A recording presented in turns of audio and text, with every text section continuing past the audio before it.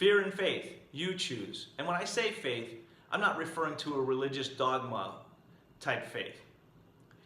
On the surface, when you hear those two words, you think they're pretty different. But the truth is, they have a lot of similarities because both of them require you to believe in something unseen without evidence. And the choices that you make, or if you're driven or guided by fear or faith, really makes a difference in the way you perceive the world.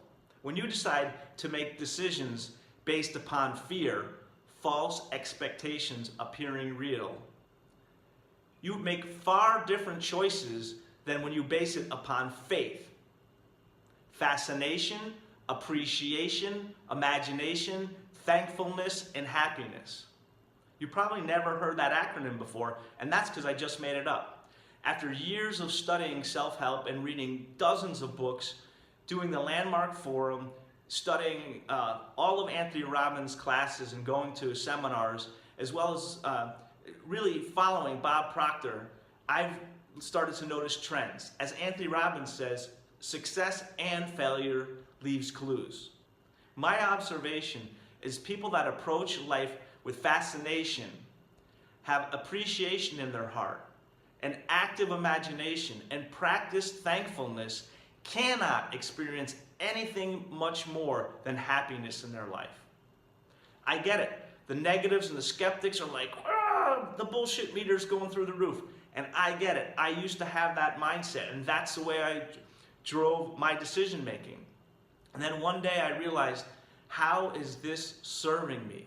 How am I going to get to the goals that I want when I'm always afraid of failure, fearful that I may look weird or put myself out on Facebook or YouTube? Let me frame this in a different way so I don't get anyone too upset. We all travel in the direction of our thoughts. In fact, this theory was just proven by a former medical professor, Dr. Bruce Lipton from Stanford University. He says, and I quote, "The new science of epigenetics has shown our genes are in fact controlled and manipulated by how our minds perceive and interpret our environment.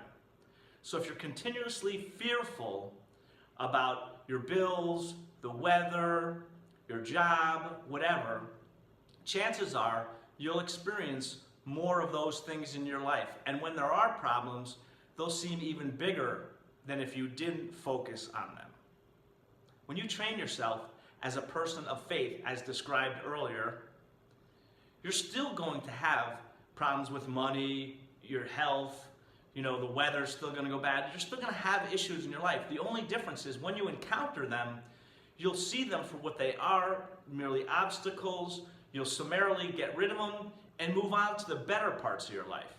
Hey, I'm not trying to be preachy, because believe me, I am far from perfect in any way. And if you don't believe me, just ask my wife, Kirsten. I bet you she's even got a list. She's very, very organized.